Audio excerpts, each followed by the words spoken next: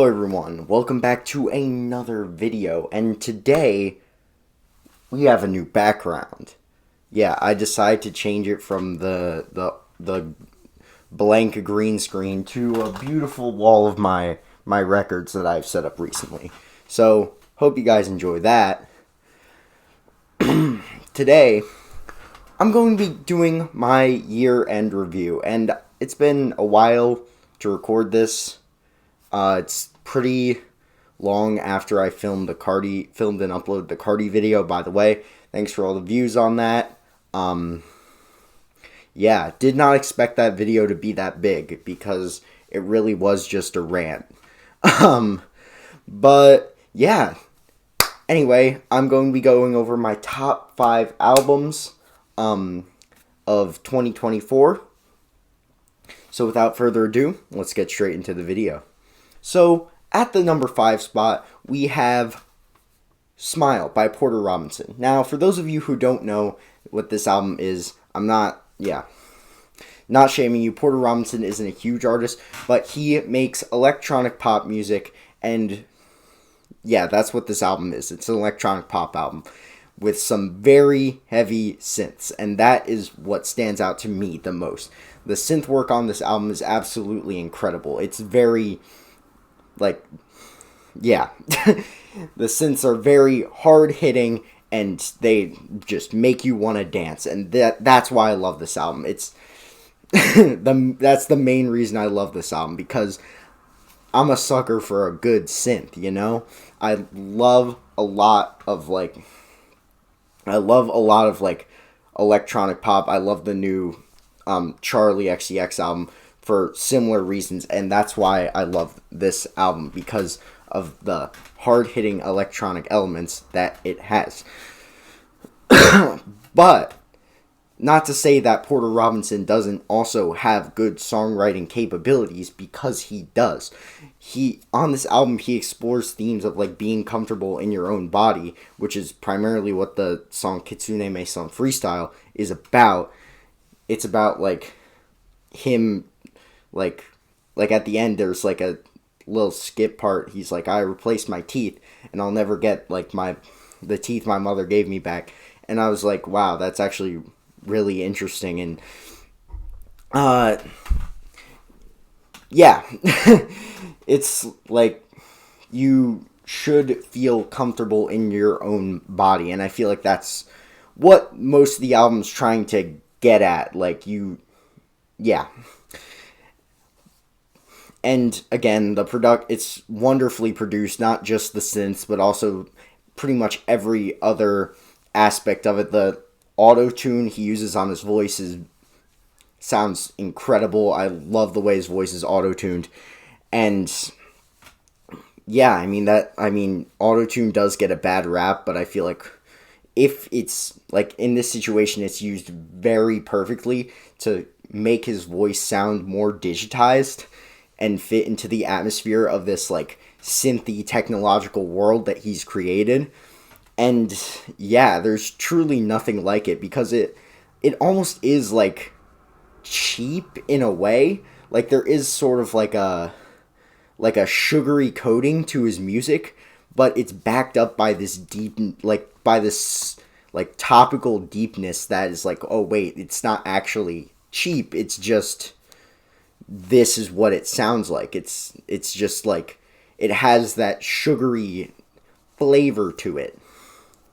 And if that doesn't make sense, then I'm just yapping, but yeah. Next album. The next album I actually do have on vinyl. I'm actually kind of shocked that I got this vinyl, because I got this from Target, which is a weird vinyl for them to have. It's I Lay Down My Life For You by JPEG Mafia, which, yeah, it's a weird vinyl for Target to have, because JPEG Mafia isn't exactly mainstream. But they had it and I bought it, so yeah. But great album. This album has some of the best guitars I've ever heard on a rap album. The guitars on this album are so sick. Because they're not programmed guitars. They're live guitars that are either sampled from something or played live. Knowing JPEG Mafia, they were probably sampled. I haven't scrolled through the list of samples on this album. I know a few of the samples, one of which I'll talk about later once I get to it. But yeah, specifically the first half of this album though has amazing guitars, and all the songs are like so hard hitting. Like I scream this in the mirror before I forgot what the song's called, but it's like I scream this in the mirror before I start my day. That song hits so hard. Sin Miedo hits so hard. Don't Rely on Other Men hits so hard. They're all like generational bangers.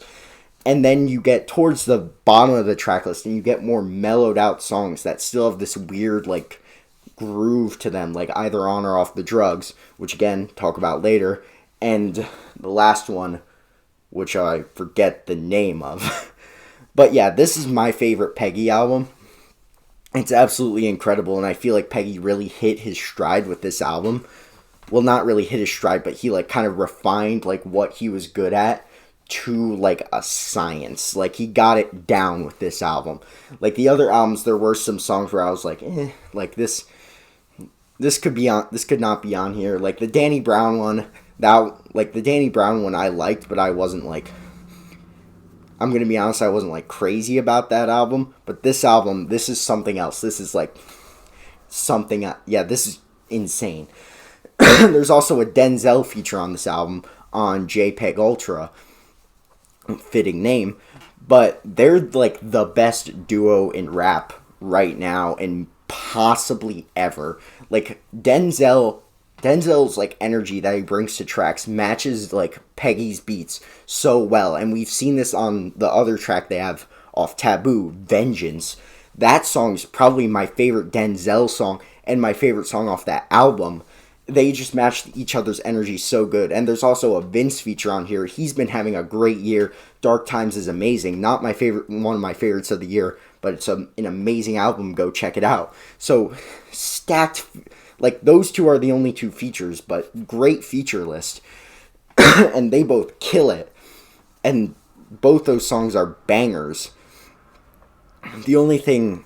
But yeah, and now for the sample that I was going to talk about. There's an AI soul, like, recreation of a Future song sampled on Either On or Off the Drugs.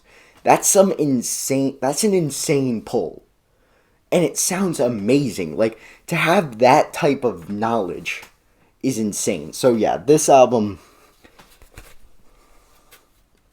great. You can't even really see him on there. This is the back, that's why. Yeah, great album. Next up, I'm going to talk about my boy Kendrick. You may be thinking, oh, since he's your favorite artist, you know, I've got him up here, I've got him up here. He should be number one on this list. No, there's two other albums I like more, and it's only slightly more. Well, one of them's only slightly more. The other one has like a special place in my heart. But yeah, GNX.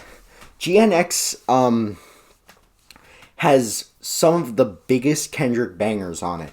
Like Whacked Out Murals is like a different energy for Kendrick. That song sounds menacing. That song sounds evil. That song is insane. And I've been bumping that song since the album came out. It's like it's 1.5 months later, still bumping Whacked Out Murals.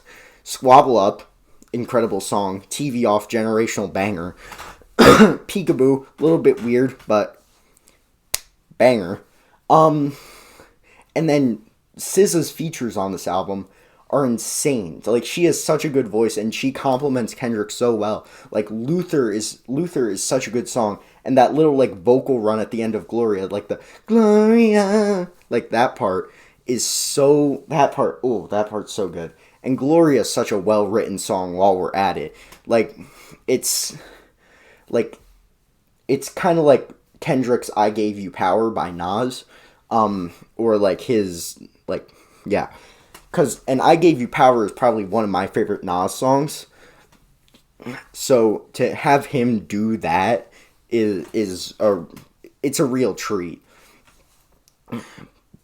The only reason it's here is the title track off this album. The beat on that is a little like stop and start, kind of hard to get into, but once they start flowing on it, they flow on it, and they kind of fill the spaces that need to be filled.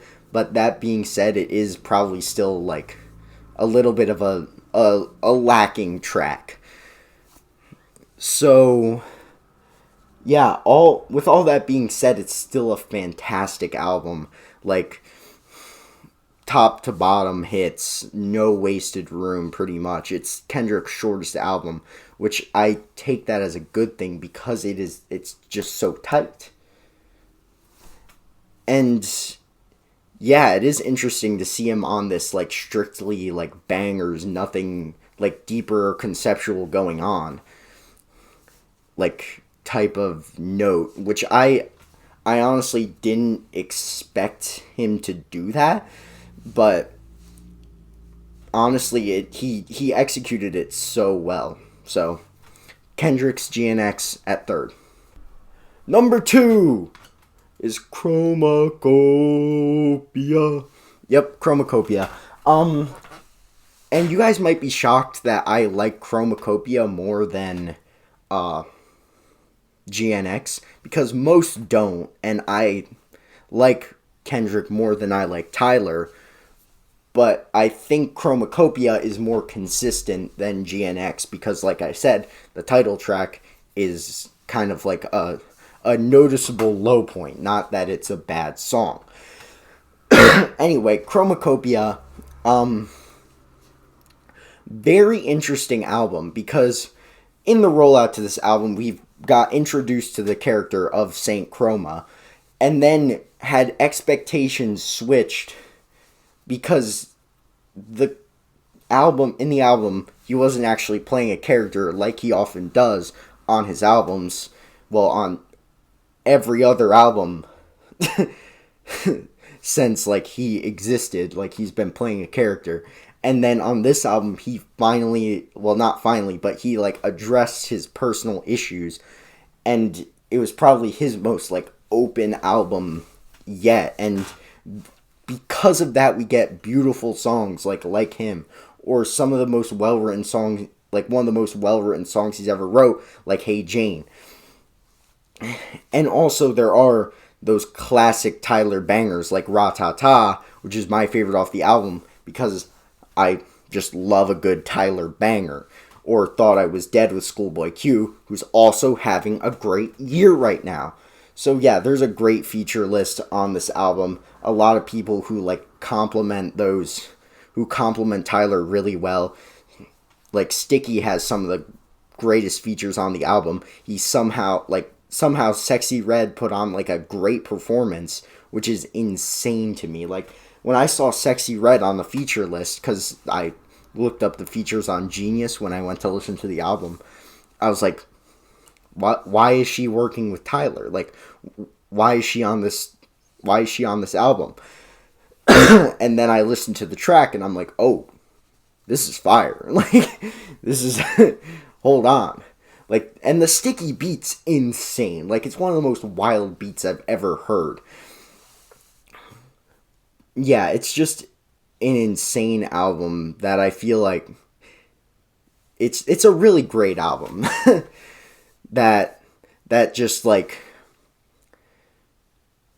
combines like how much Tyler's grown as a writer with how good of a producer he is, and it just creates like this really, really great product, and that's why it's my second favorite album of the year, second to only one album. Yep, this one I do have on vinyl. I bought it a couple days ago. It's my favorite album of the year. It's not even really an album.